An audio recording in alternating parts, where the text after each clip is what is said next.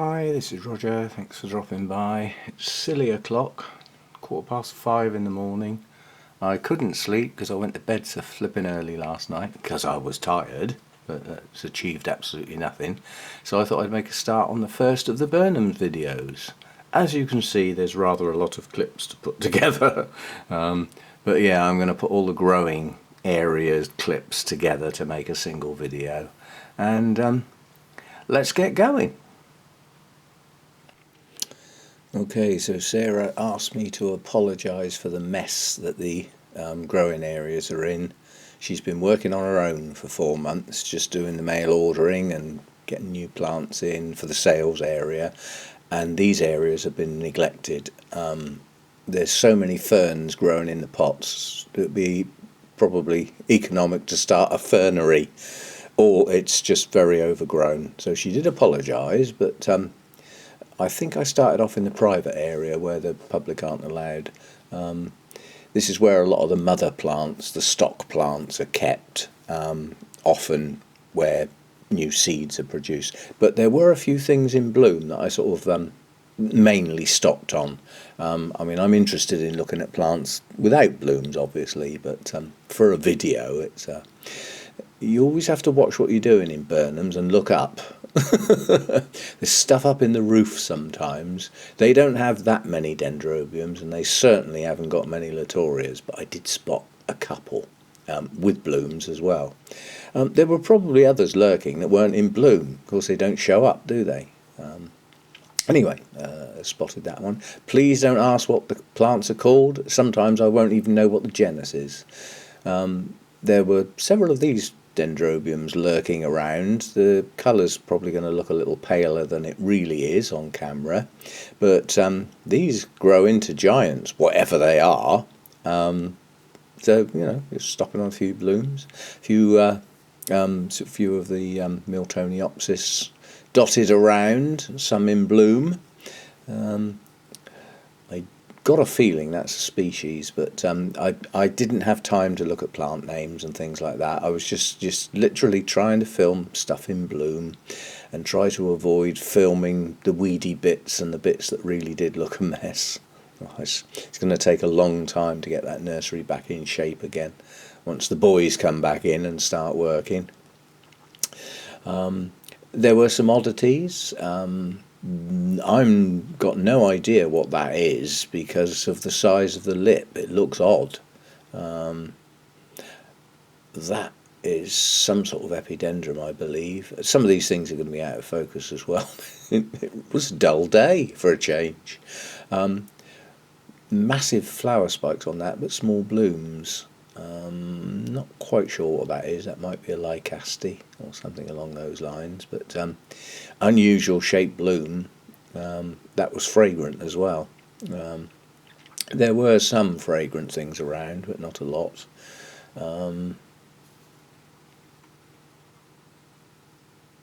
A dendrobium of some sort. Sorry, I was just mind blank for a minute then. It looks very much like Harveyanum, but I don't think it was. The frilly bits were too long, and I, you know, as I say, I didn't have time to look at name tags as well. Certainly didn't have time to film them. But as I said, some of these dendrobiums, this one was almost up to the roof, literally. It's the same one as the earlier clip, but this was just a larger version of it, and literally right up to the roof. And then down the canes. The canes are attractive as well because where the node joints are, they've got like a black band round them against an almost white sheath around the canes. Absolutely enormous plant. That's, you can just see through there. That's the bucket it's in. Absolutely huge. And there were some smaller stuff lurking around as well. I presume that's some sort of dendrochilum. Not sure. Too tiny to be of that much interest to me, I'm afraid. That's not a lot of bloom for a very large amount of plant, as you can see. huge plants with just some little white bits hanging out here and there. So that sort of thing doesn't appeal to me, I'm afraid. Now, this section was impressive, the Prosecias. The fragrance in this area was overpowering. all these different types were all giving off their own slightly different fragrances, but very powerful. I ended up moving away for a little bit. That one was gorgeous, that one. As I say, that one I wouldn't mind finding out what that is, because I'd like that one. It's going to be something like Prosthetia Dark Star or something. It's all in the name, as they say. But yeah, this section, the fragrance in this section was incredibly powerful and incredibly pleasant. Sometimes when you get a powerful fragrance, it's too much, but this was almost too much, but not quite. All sorts in here. I used to have that one, I think. That was Radiata or something like that. I've got a feeling I had one like that once, because the blooms come out in pairs back to back. But anyway, they had an awful lot in that area. Stock plants, I believe, in the main. That looks like some sort of Stanhopea. Spikes coming out of baskets up in the roof. Might not be. As I said, sometimes I won't even know the genera, but some of the baskets up in the roof, it's easy to miss the blooms because they're silhouetted against the roof to your eyes, let alone to a camera. Little epidendrum of some sort. Oh, I know why I filmed this, because those blooms are nowhere near the plant. The plant wanders off miles away on the floor. It just goes up and tangles in amongst all the other plants. It was absolutely enormous, but the blooms weren't. They did have some nice Masdevallias out, but the huge sea of Masdevallias that they had weren't actually in bloom, most of them. So I was just having to pick on those that had some blooms to look at. This is what I mean about the ferns. They've just got in everywhere. So, all these Masdevallias have got ferns in the pots now. They've obviously produced spores, seeded and grown. It's the time of year for them to get going, sort of thing. And there's nobody there to sort of weed them out. That's a shame, really. I mean, some people might not mind buying their orchids with ferns in, but some aren't going to like it. But as you can see, it's just like a sea of ferns with some orchids amongst them. Well, that's what it looks like anyway. They'll get it sorted eventually. It'll all be back, and the pots will be in nice neat rows, and they'll all have a label in, and it'll get back there eventually. That one I did like.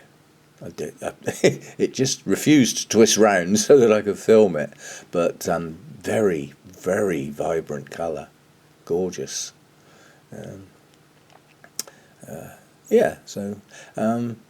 And I mean, this one was, I had to walk round this one. This one was just hanging out across the path, whatever it is. Some sort of Oncidium intergeneric. That looks like it could be an Oncidium species. But again, no time for doing labels and things like that. Attractive though, and the colour's not coming over very well on the camera. That was more attractive than that. In this area, you're not going to get main display plants that are in full bloom. That's not the nature of the growing areas. These are the ones that there's dead flower spikes around that haven't been taken off. Some of them have got seed pods on. It is the growing area sort of thing. But apart from the private section, in the growing areas open to the public, they are all for sale unless it says they're not. Occasionally there's a plant that just says not for sale. Sometimes they say sold. And it's a giant plant, and it's being left where it is until the person comes to get it. That was attractive. That's again Oncidium intergeneric of some sort. This one was nice. That was large. Those were large blooms as well, and the spikes were enormous. They just arched over. They were 3 or 4 plants down the row where the spike ended. The spikes were so long. Now, under normal circumstances, those would be staked. That camera's not showing the colour. Look at the size, though. Very, very attractive blooms. The yellow on those was a much better yellow than that camera's showing up. I mean, this is quite a shaded area. It's a growing area. They don't need the light to get them to bloom, so it's a growing area. Again, absolutely enormous blooms. Those don't do much for me. They haven't got enough colour on them, and the white isn't a pure white. It's a greeny white, whatever it is. But the blooms were large, if you like the large blooms. And like I say, sometimes you just have to look up in the roof. It's tucked away up in that basket with some nice brassica blooms. Quite a long way away from the camera. I'm having to use the zoom, quite powerful. But some of the ones on the bench were in bloom as well. They do have quite a good selection of brassicas, some of which are their own hybrids that they've done in the past. Some of which have got RHS awards, Chelsea Flower Show and things like that. So they do have quite a collection of those.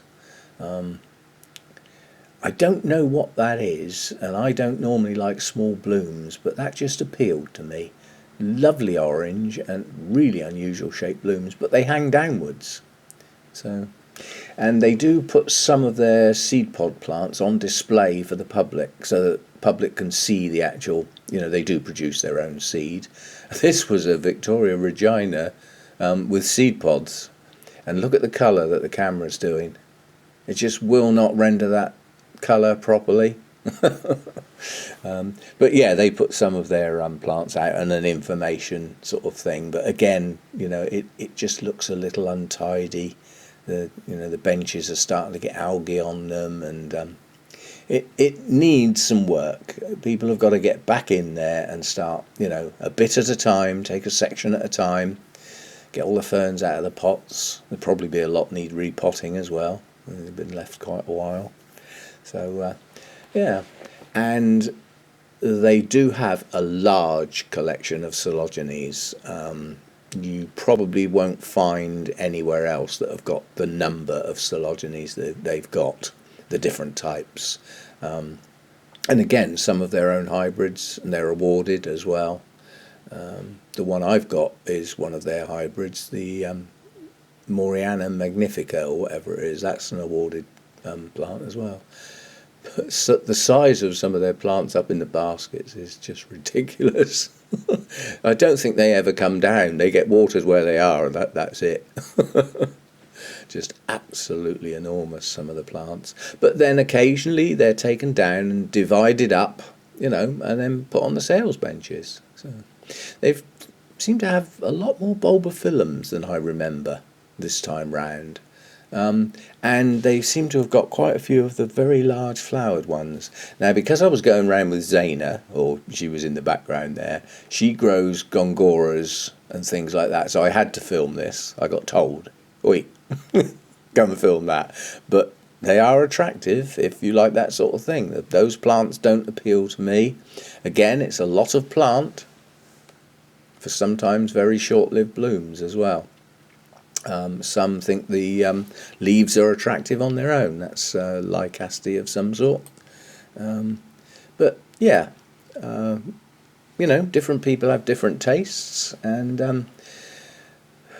a lot of what Zaina grows are up the warm end.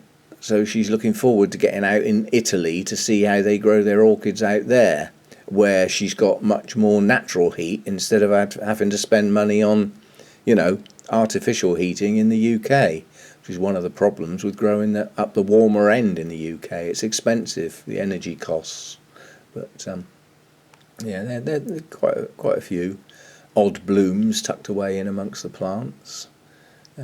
Again, they don't do much for me, but the coleogenes do. I do like them, but again, some of the plants can get pretty big. There are some medium-sized plants that don't get out of hand. Most are fragrant. They all the blooms look similar. that was the only Phalaenopsis dendrobium I found in the whole place. In the growing areas, I mean. Just a pan round there to just sort of have a look round. Now that took my fancy. I saw that from a distance, went and had a close look, and I liked that a lot. Miltonia species. A lot of their Vandas have gone over, but there were a few still in bloom. That was an attractive one, and an odd colour, but nice large blooms, you know. So they do have again a large collection of vandas, but they sold an awful lot online. But this is what you're getting at, you know, in Burnham's, a huge big basket hung up in the ceiling to accommodate these really long pendulous spikes. And whatever time of year you go there, there's some in bloom, but they are big. So they just hang up in the roof, and the blooms hang down, you know, over the benches. And they're always in shadow, obviously, because they're under the basket, so you have to sort of dig in there and, you know, try and get some light on them. So there we go, that's part one, the growing areas. Hope you've enjoyed that.